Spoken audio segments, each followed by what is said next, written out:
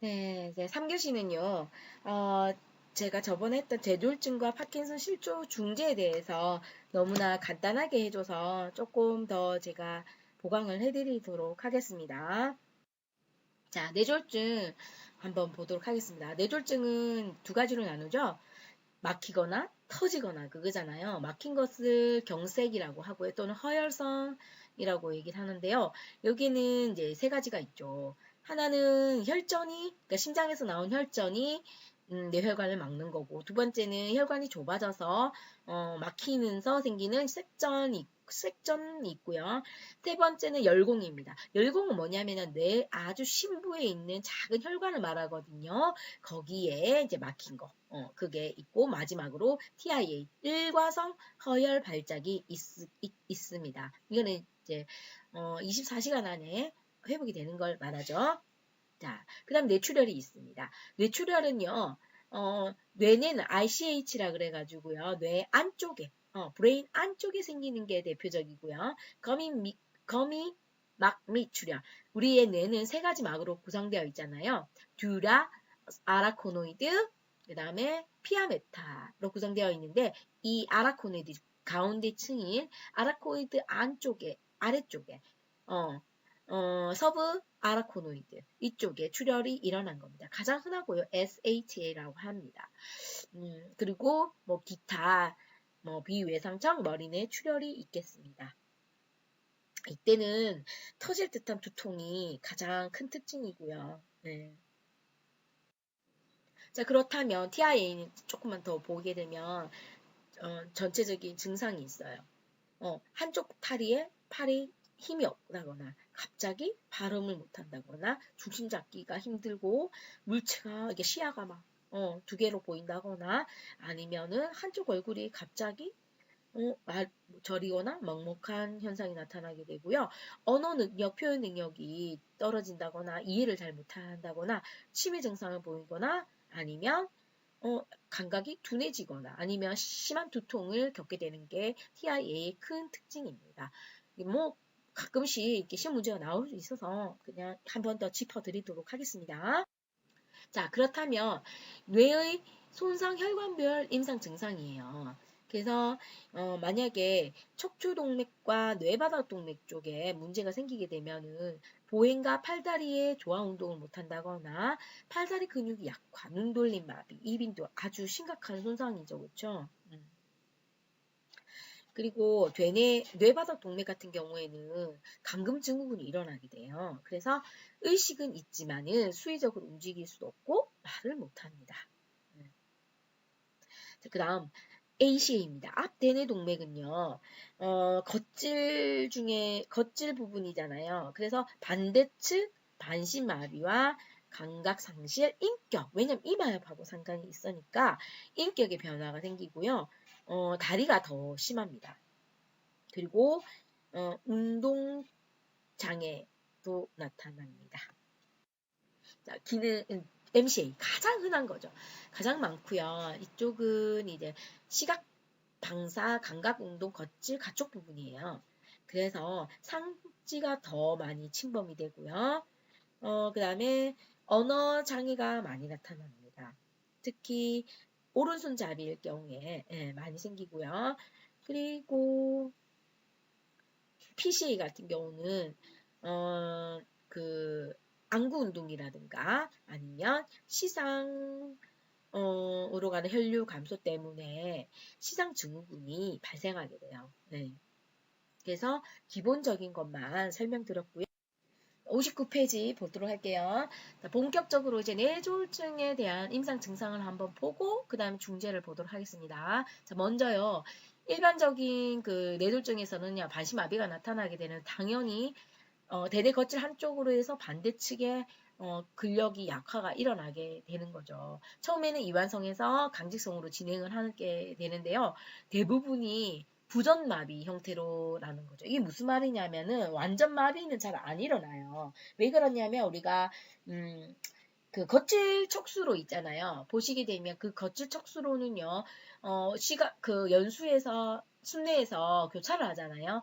그런데 이 겉질 척수로는 85%는 반대편으로 교차를 하고요. 그러니까 반대측 마비가 오죠. 그런데 15%는 동측으로 내려가요. 그래서 동측을 지배하기 때문에 이 동측 지배하는 것 때문에 어느 정도는 기능이 살아있죠. 그래서 반신마비면 어떻게 되겠어요? 환자가 앉아 있는데 몸통도 반측이 이렇게 마비되어야 되는 거 아니야? 이렇게 생각하실 수 있잖아요. 그게 아니라 부전마비이기 때문에 몸통은 괜찮다라는 거예요. 왜냐하면 그 15%의 동측으로 지배하는 코티코스파이널 트랙터가 살아있기 때문에 가능한 겁니다. 그래서 부전마비다라는 걸 여러분 기억해 두시고요. 자, 두 번째는요. 반맹을 한번 보도록 하겠습니다. 중간 대뇌동맥 아래 분지나 아니면 뒤 대뇌동맥 있을 때는 같은 쪽 반맹이 생긴다라고 했어요. 이 같은 쪽 반맹이라는 말이 무슨 말이냐면은 우리가 그 시각 경력 있잖아요. 그 시각 영역에서 시각 교차를 통해 가지고 오른쪽 왼쪽 예를 들면은 오른쪽 뇌를 보죠. 오른쪽 뇌는요 시각 교차를 거치면서 오른쪽 눈에 왼쪽 왼쪽 그다음에 왼쪽 눈에 왼쪽 같은 쪽으로 해서 마비가 온다라는 거예요.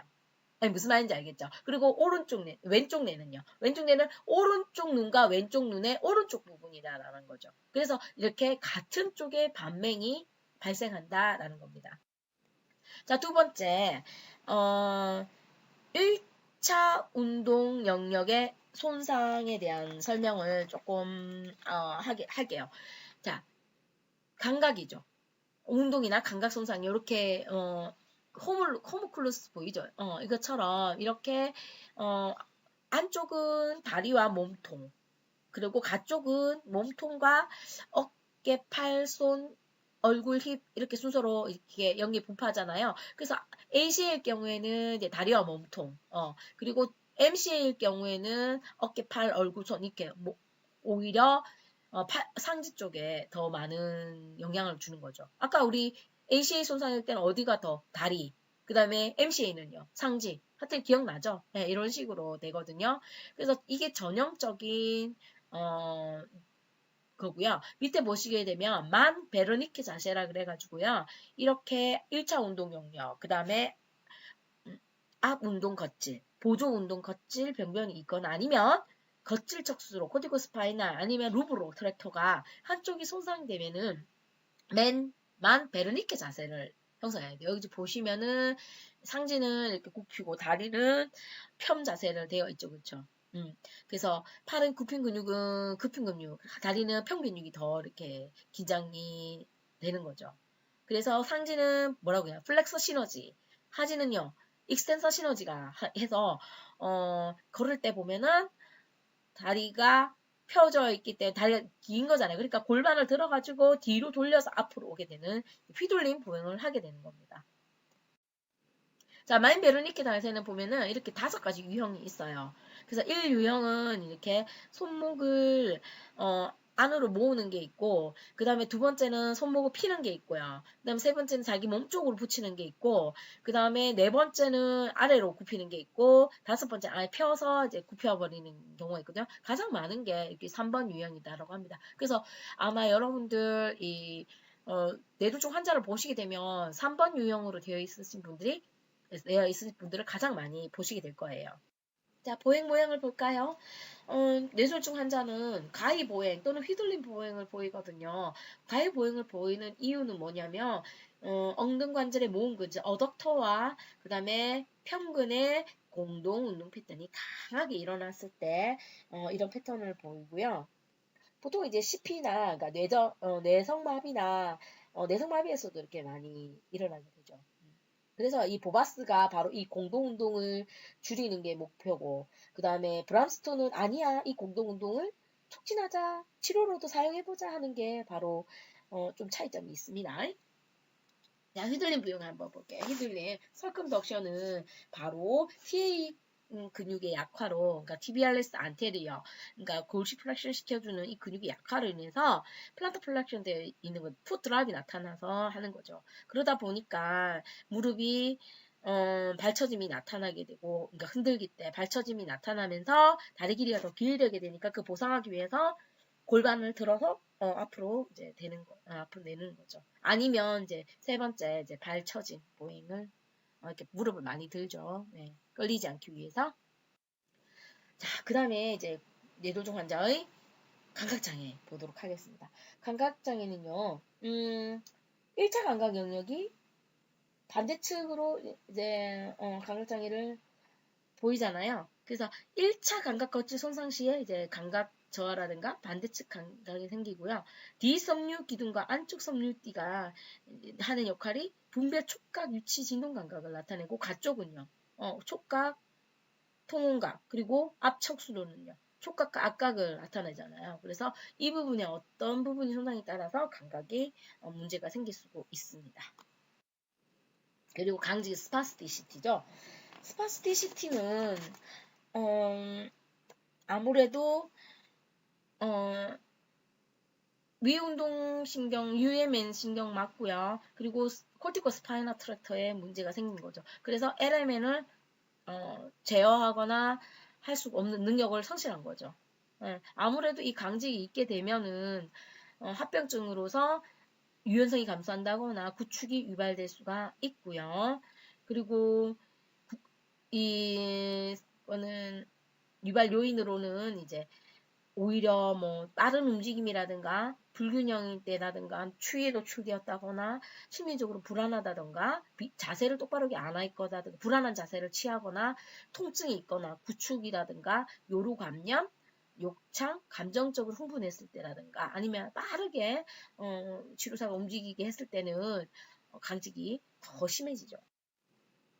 자, 공동운동입니다. 61페이지. 공동운동은요, 시험 문제에 아주 잘 나옵니다. 공동운동은 보통 이제 팔에서는 플렉서 시너지가 많이 나타나고 하지에서는 익스텐서 시너지가 많이 나타나게 됩니다. 그래서 공동운동은 이완성 마비기 이후에 근긴장도가 회복되면서 움직이려고 할 때 여러 근육이 한꺼번에 움직이면서 이제 그러니까 선택적인 움직임이 아니라 한꺼번에 이렇게 움직이면서 일어나는 겁니다. 네. 그래서 굽힘 운동과 폐업 운동이 나타나는데 요거는 조금 여러분들 외워두시면 좋은데요. 자, 팔을 한번 볼게요. 자, 어깨는 숄더 거들은요. elevation, protraction, retraction. 그리고 숄더는요. abduction, external rotation. 그리고 elbow flexion, 그 다음에 supination, 그리고 flexion, wrist flexion 된 상태입니다. 하지는요. adduction, internal rotation 되겠죠. 그리고 무릎은 펴져 있고 발바닥 굽힘, 그러니까 plantar flexion 되시고 요 모습이에요. 그래서 요거 시험 문제 나오니까 조금 기억을 해두세요. 얘기했어요. 자, 연합 반응 보겠습니다. 63페이지 연합 반응인데요. 자, 비마비 측에 팔과 다리에 저항을 주게 되면은 대칭적으로 반대쪽 팔과 다리의 연합으로 일어나는 거예요. 그래서 팔은 굽힘근 반응이 더 쉽게 일어나죠. 이거를 갖다가 레이미스트 징후라고 합니다. 레이미스트 징후. 이건 이제 두 가지가 있는데요. 같은 쪽 연합 반응과 반대측 연합 반응으로 나누거든요. 같은 측일 때는 한쪽 다리에 저항을 줬을 때 같은 쪽 팔다리에 일어나는 거고요. 반대측 연합 반응에는 한쪽 팔다리에 저항을 줬을 때 대칭적으로 반대편 팔다리에 이제 일어나는 걸 말하는 거예요. 그래서 이 연합 반응을 이용해서 치료에 많이 적응을 하죠. 그래서 정상측 다리에다가 저항을 주는 거예요. 그러면은 반대측 다리 이 연합 반응을 이용해서 움직임을 유도합니다. 자, 그 다음에 브람스톤의 편마비 회복 단계를 보도록 하겠습니다. 이거는요, 시험 문제 제가 아까 했기 때문에 그냥 넘어가도록 6단계 설명했죠? 네, 넘어가도록 하겠습니다. 그 다음에 5번째, 조항운동 불능 및 균형장애입니다. 그래서 여기에는 이제 되뇌 걷질 억제 기능의 상실 때문에 그렇다라는 거죠. 근력에는 아무 이상이 없어요. 코디네이션이라는 게 뭐예요? 근력에는 문제가 없지만은 작용근과 대안근의 어떤 근력의 불균형이 생기고 그 다음에 자세 또는 이동 시에 운동의 방향, 좌우 운동 순서 균형 등이 잘 이루어지지 않고 비틀거리게 일어나는 거죠. 이거는 뭐 때문에 그렇다? 대뇌 겉질의 억제 기능이 상실되어서 그렇다. 그래서 실조, 실조, 팔다리의 섬세한 운동이 저하된다거나 그 다음에 운동거리 조절, 상방 운동 반복 장애, 발이 넓고 술 취한 듯 걷고 롬보 진행에서는 바로 양성이 나타나게 됩니다. 자, 롬보 징후 양성 뭐라고 했어요? 이거는 우리가 균형을 잡기 위해서는 세 가지 요건이 있죠. 시각, 그 다음에 안뜰, 그 다음에 골수연기라고 했죠. 근데 시각을 차단했을 때 반응이 일어나는 거예요. 그래서 보통 우리가 정상인 상태에서는 시각 두 개 하나만 차단을 해도 충분히 균형을 잡을 수 있어요. 그런데 만약에 실조가 있으신 분들은 굉장히 이게 시각을 차단했을 때 크게 흔들리거나 균형이 무너지게 되죠. 네, 인지기능 장애에 대해서 알아보도록 하겠습니다. 자, 인지라는 것은요, 정보를 획득하고 보유, 즉 파지라는 같은 말이에요. 리텐션이라고 하죠, 영어로는. 활용하는 능력을 말합니다. 그래서 리텐션이라는 게 뭐냐면 다시 강화라고 하나? 그 다음에 인지장애로 구성행위 상실증, 진압력, 기억력, 문제해결 능력, 계산 능력 등이 감퇴가 하게 되는 거죠. 자, 그래서 아무래도 이제 통합운동 장애라든가 편측 무시, 집중력 장애 등이 복합적으로 일어나기 때문에요. 이제 가족 간의 교류라든가 아니면 지각, 주의, 기억, 언어 이런 거를 통해서 활성화시켜서 이제 장애를 극복할 수 있도록 도와줘야 됩니다. 자, 언어 성실증 한번 보도록 하겠습니다. 자, 언어는요. 유창성이냐 비유창성이냐. 유창성은 베르니케입니다. 말은 잘하죠. 그렇지만 이해력이 떨어지는 거죠. 네. 그런데 그러다 보니까 이 사람들은 베르니케 영역 손상이라고 알 수가 있고요. 그 다음에 비유창성은요. 브로카 상실이에요. 브로카가 고장난 거예요. 그러다 보니까 말을 못해요. 이해는 잘하는데 말은 못해요. 자, 그러면 브로카와 베르니케를 이어주는 활골다발이 있죠. 여기에 문제가 생기는 게 바로 전도 언어 상실증입니다. 그래서 이때는 이 사람은 뭐 이해를 했지만 그거를 유창하게 말은 잘 하지만 알아도 잘 들어요. 그렇지만은 그거를 연결해서 이제 잘 따라한다거나 이름 내기는 할 수가 없습니다. 자, 반면에 이 둘 다 완전 상실된 글로벌 아파시아 같은 경우는 전부 다 안 되는 거죠. 행위 상실증입니다. 바로 실행증이라고도 하고요. 아프락시아라고 합니다. 운동 계획을 세우는 되뇌 영역이 손상이 된 거죠. 그래서 이미 학습되어 있는 이미 할 수 있었던 거를 못 하는 거예요. 그래서 아무래도 일상생활에 문제가 생기게 되고요. 예를 들어서 여기에는 세 가지가 있는데요. 관념이에요. 아이디얼 행위상실증은 관자엽이라든 여기 손상이 일어나게 되는 건데요. 그래서 이게 다양한 연속된 동작을 못하는 거죠. 커피 끓인다거나 양치하지를 못하는 거죠. 자, 구성해 볼게요. 구성은요, 마루엽 손상입니다.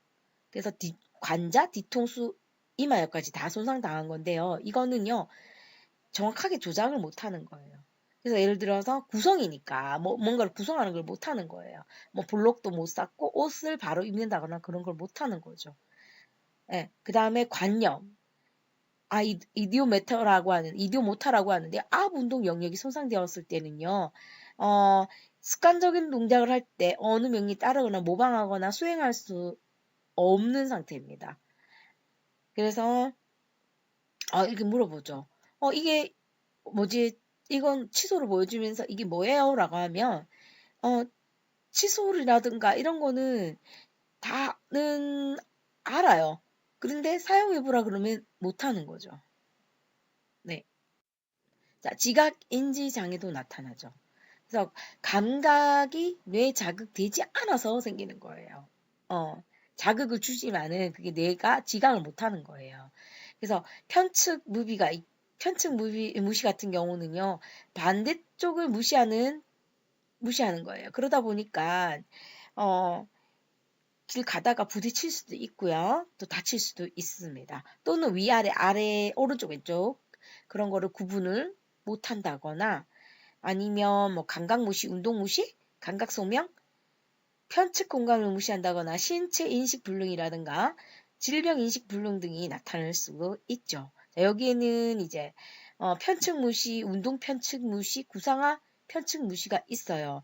편측 무시라는 것은 비우성 방구, 즉 오른손잡이죠, 그렇죠? 오른손잡이에서 나타나게 되고 그 다음에 운동 편측은 반대측 팔다리를 잘 사용하지 않는 거죠.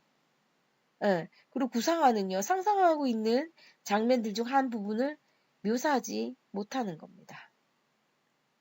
자, 그리고 삼킴장애. 삼킴장애라는 것은요, 음식물을 삼키는 기능에 장애가 생기는 거예요. 예, 보통 뇌신경 중에서 혐의신경, 혀인두신경, 위주신경이 손상되었을 때입니다. 그리고 감정장애는요, 뇌졸중 환자는 심리적으로 많이 불안정해요. 그래서 특히 레프트 해미, 이제 운의 손상이죠. 더 많이 나타나게 되고요. 특히 또 사회적으로 지위가 높다거나 내가 젊었을 때 잘 나갔었는데 그런 사람들이 오히려 더 심하죠. 음. 통증 한번 볼까요? 통증은요. 뇌졸중 후에 많이 호소하게 되는데요.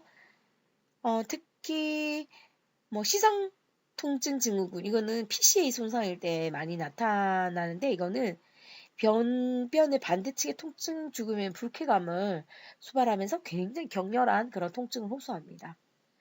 네, 그리고 CRPS라 그래가지고 복합성 구속 통증 증후군이라고 하는 거거든요. 네, 이거는 이제 이상 통증 현상이라고 보시면 됩니다. 타입 1이 많죠.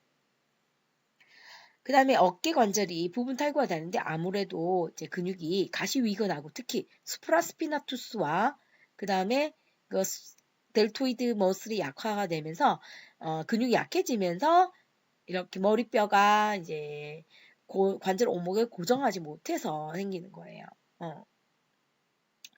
그러다 보니까 통증이라든가 ROM이 잘 나타나지 않고요. 또 위팔 신경 얼기가 손상되거나 어깨 증후군이 생길 수도 있습니다. 자, 이 어깨 증후군이라는 게 뭐냐면 혈관을 누를 때를 말하는 거예요. 혈관이 어깨 통증과 함께 뭐 되게 손도 통증도 오고 붓기도 하고 이렇습니다. 네. 그래서 이럴 경우에는 어깨 주변의 근육이 약화가 되고 그다음에 어덕션, 그다음에 인터널 로테이션 자세로 많이 하게 되죠. 왜냐면 통증이 있으니까 자꾸 감싸려고 하거든요. 환자들 보시게 되면은. 네. 자, 욕창 한번 보겠습니다. 욕창도 많이 생겨요. 특히 뼈가 이렇게 튀어나온 부분에 많이 생기고요. 힐 아니면 뭐 테일본 아니면 엘보, 숄더 뭐 이런 쪽으로 해서 욕창이 많이 발생을 합니다. 그렇기 때문에 최소 2시간마다 체위 변경을 해줘야 됩니다. 오늘 상식을 아셔야 되고요. 그 다음에 배변 배뇨 문제도 있고요. 기립성 저혈압으로는요. 아무래도 바닥에 계속 누워 있다 보니까 심장하고 머리 위치가 수평으로 되잖아요. 그렇다 보니까 이제 심장 수축력이 항상 이제 너무 머리까지 보내는데 그렇게 많은 힘을 안 보내도 된다라는 거예요. 그래서 이제 그게 이제 셀류로 보내는 그 힘이 이제 적응이 된 상태가 되는 거예요. 그렇다 보니까 이제 뇌의 혈류로 공급되는 갑자기 이렇게 앉거나 했을 때 뇌의 혈류로 공급되는 승합 반사가 감소되는 거예요. 그래서 뭐 저혈압, 심박동수 증가, 심박출혈이 저하된다거나 말초동맥 수축이 불충분한다거나 정맥 활류 저하가 생기게 되는 거죠. 그래서 이 예방하기 위해서는 뭐 빨리 앉혀야 되는 거죠. 중력에 빨리 노출시키는 게 가장 좋죠. 그리고 다리를 올려놓는다거나 탄력 붕대를 쓴 거나 아니면 약물을 사용하면 됩니다. 자, 임상평가. 임상평가에는 이제 정신검사로는 MMES가 있고요. MMSE가 있고요. 이거는 인지 기능을 평가하거나 치매 단계를 파악하기 위해서 평가를 많이 하게 됩니다. 근긴장도 평가하는 것은요. 근긴장도가 뭐예요, 여러분? 자, 이거 시험 문제 나갑니다. 근긴장도라는 것은요. 수동적으로 움직일 때 느껴지는 저항감이라는 겁니다. 내가 느끼는 게 아니라 환자가 느끼는 게 아니라 치료사가 느끼는 거예요. 수동적으로 움직이려고 할 때 느끼는 저항감. 이게 근긴장도, 머슬 톤이 되겠습니다. 이것을 측정하는 것은요, 마스가 많이 쓰이고요. 애슈와드 척도는요, 이거예요. 똑같아요. 0에서 4 있어요. 0은 근긴장도 없고, 1은요, 약간 끝부분에서 느껴지고요. 특히 펼 때, 그리고 원뿔은요, 어때요? 2분의 1 지점에서 느껴지고 2는요. 쉽게 굽혀지고 근데 굉장히 조금 뻑뻑하긴 한데 그래도 쉽게 굽혀지고요. 3은요. 상당히 느껴지고 운동이 거의 조금 어렵고요. 4는요. 아예 안 되는 거예요. 그래서 이제 수동된 에스워드 척도를 많이 쓰죠. 아까 제가 말한 게 이제 에스워드 그걸 한 거예요. 감각평가는요.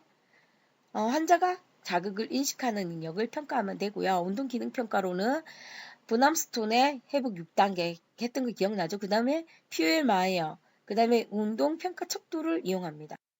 균형평가로는요. BBS, TUG 아니면 FRT 이제 BBS라는 게 뭐냐면 버그 밸런스 척 스케일이거든요. 그게 줄임말이고 또 기능적인 FRT는 뭐냐면 기능적으로 팔뜯기 펑셔널 리칭 테스트를 말하는 겁니다. 그리고 일어서 걷기가 TUG입니다. 타임 고업입니다. 3m 거리를 왔다 갔다 하는데 얼마 걸리는지 보는 거예요. 그래서 이 원래는 버그 BBS는요. 낙상 위험도를 보는 거예요. 그래서 점수가 54점 만점이거든요. 그래서 40점 이상일 때는 정상으로 보시면 되고요. 19 이하일 경우에 낙상 위험이 아주 크다라고 말을 합니다. 네. 자, 편측 무시 검사는 이렇게 직선 이등분 검사라든가 아니면 알버터 검사가 있어요. 네. 평가는 바델, 즉 MBI입니다. MBI는 5개 득으로 나눠요. 그래서 0은 전혀 할 수 없고 점수가 높을수록 5이면 정상입니다. 자, 기능적 독립 측정은 FIM이라고 하고요. 그 다음 이런 게 있고요. 이거는 FIM은 그러면 일상생활 활동을 평가하는 거예요 라고 말씀하셔야 돼요. 자, 그 다음에 뇌졸중 결손 검사가 있어요. 이거는 미국 국립보건원 뇌졸중 척도라고 하고요. 랭킨 척도는 또 있어요. 이거는 이제 뇌졸중 환자가 전반적인 전반적인 그 기능평가 결과를 분류하기 위해서 이렇게 6개 항목으로 나눠 놓은 거예요. 자, 중요한 건 이거예요. 중재 부분이에요. 중재 부분은요. 환자가 이렇게 침상 자세 했을 때 중재 모양이에요. 이렇게 누워있을 경우에는요, 왼쪽은 무시하는 경우가 마비측 무시하는 경우가 많기 때문에요, 웬만하면은, 그쪽으로 볼 수 있게 해주는 게 가장 좋고요. 만약에 옆으로 누웠을 경우에는, 팔을요, 프로트랙션 자세하고요, 아래팔 뒤침 자세라는 거, 내밈, 수피네이션 자세라는 거 잊지 말아주세요. 이게 제일 중요합니다. 수피네이션, 프로트랙션입니다. 알겠죠? 이거 시험 문제 냈습니다. 그리고 파킨슨 중지 한번 보도록 하겠습니다. 파킨슨은요 91페이지인데요. 증상으로는 이제 안정시 떨림, 경축, 운동 완만증, 자세 불안정, 그다음에 가속 보행 이렇게 있어요. 그래서 안정시 떨림이라는 거 조금 더 자세하게 설명을 하면 수행 운동하는 동안에는 안 일어나지만 수행 운동 하지 않았을 때, 가만 앉아 있어고 팔을 딱 걸치고 앉아 있다 그러면 다다다다다 떨려요. 그래서 지지를 하고 있을 때 더 나타나고요. 알약 굴리기 현상이라 그래가지고요. 그 손목허리, 손허리 관절에서 심하게 나타납니다. 네, 그리고요. 파킨슨 환자의 걸음은요. 보통 속도나 보행거리가 감소하게 되고 보폭도 굉장히 감소하면서 팔 흔들림도 줄고요. 그리고 걸음 발대기시나 아니면 그 걸음이 소실되고 돌림하거나 방향 바꾸는데도 힘들어하죠. 네. 그리고 무표정한 그런 마스크 페이스를 가지고요. 또 눈 깜빡도 거의 하지 않습니다. 자, 파킨슨 환자의 그 검사는요, 이게 진행성이다 보니까 얼마나 진행되었는지를 보는 거예요. 그게 바로, HY 척도입니다. 예, 6단계로, 나눠져 있고요. 그 다음에, 슈왑 척도라는 게 있어요. 이거는 5등급으로 나눠져 있습니다. 똑같이. 자, 파킨슨 환자 치료 중재를 보도록 하겠습니다. 여기서 시험 문제 많이 냈으니까 여러분 조금, 진지하게 들어주세요. 자, 파킨슨 환자는요, 어떤 운동을 하냐면, 이완 운동, 유연성 운동, 가동성 운동, 균형 운동, 보행 운동, 호흡 운동, 그룹 운동이 있습니다. 이완 운동은요, 부드럽게 흔들어주거나 돌립, 경축화나 떨림 감소에 도움이 되거든요. 그래서 앉은 자세에서요, 율동적 개시, 이니시에이션, 리드믹 이니시에이션을 해주게 되면 이게 운동이 수동적으로 계속 움직임을 만들어주는 데 쓰는 게 율동적 개시잖아요. 예, PNF 많이 쓰거든요. 자, 그 다음에 심호흡 운동은 바로 PNF의 D2 플렉션을 호기할 때는 D2 플렉션, 그리고 흡기할 때는, 그리고 호기할 때는 D2 익스텐션을 써서 해주면 됩니다. 그리고 또는 제이콥슨 점진적 이완 훈련을 통해서 이완할 수 있게 해주고요. 두 번째, 유연성 운동에서 쓰는 PNF 기법은 CR, 컨트랙트 릴렉스입니다. 등장선 수축을 해주고 스트레칭, 가 있습니다. CR을 이용해서 유연성 운동을 해주고요. 그 다음에 스트레칭 해준다라는 거, 뻗침 운동. 그 다음에 RM 증가 운동으로는요, 숄더 거들이나 펠빅 거들에서 해주시면 돼요. 거기가 가장 많이 중요하고요. 그 다음에 이걸 위해서 선 자세에서 이제 뭐 팔 스트레칭 해주는 것도 좋습니다. 자, 균형은요, 초기부터 해주면 가장 좋고요. 정적 균형 증진을 위해서는요, 율동적 안정화, 즉 리드믹 스테빌라이제이션, 이거는요 교대성, 등척성 운동이거든요. 이것을 통해서 정적 균형을 증진시켜주면 좋고요. 또는 이렇게 볼 위에서, 스위스볼 위에서 상호 교대 팔을 흔든다거나 다리를 들어보는 동작을 해주면 좋습니다. 예. 이렇게 시험 문제 나온다라고 분명히 말씀드렸어요. 자, 보행운동.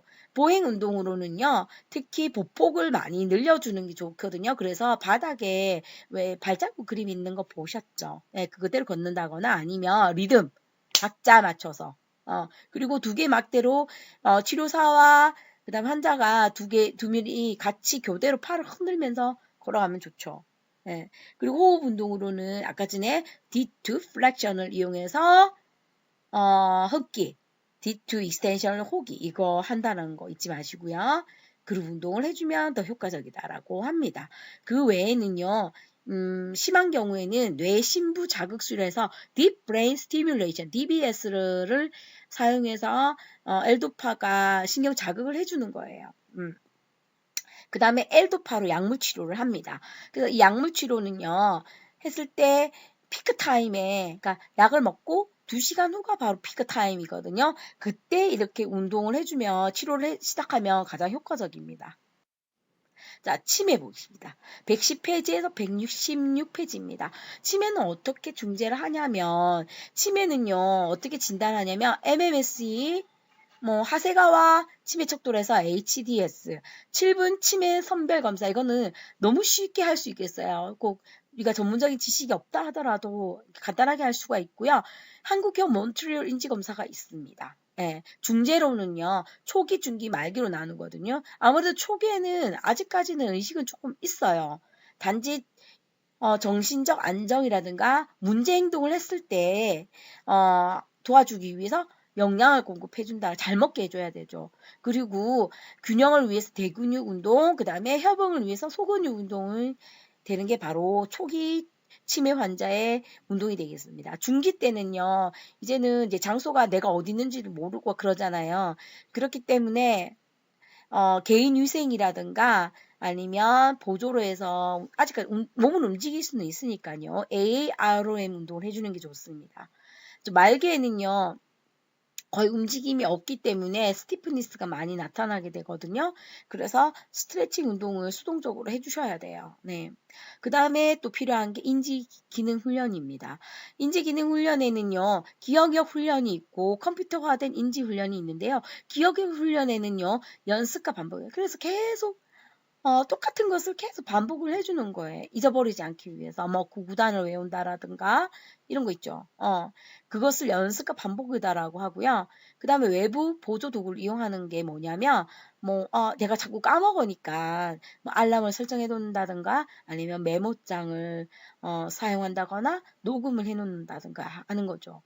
그 다음에 기억 전략 훈련이라는 것이 있어요. 이것은 이제 시각적인 상상을 사용해서 하는 훈련이에요. 그리고 마지막으로 시간적 회상 운동이라 해서 미리 제시 후에 이제 정해진 시간 후에 다시 반복해서 물어보고 저장하는 거예요. 그래서 남아있는 기억을 계속 강화하는 게 바로 시간차 회상 훈련법이 되겠습니다. 그래서 요거 시험 문제 나옵니다. 치매 환자의 기억력 훈련 중에서 이거는 무엇인가 라고 나올 수 있거든요. 네. 그리고 일상생활 훈련, 이건 작업 치료가 있습니다. 작업 치료는요, 인간다움을 회복하고 자립을 위한 모든 형태의 지원을 하게 됩니다. 네, 여기까지 하겠습니다. 수고하셨습니다. 이쪽에서는 시험 문제가 많이 나오니까 좀 잘 확인하세요.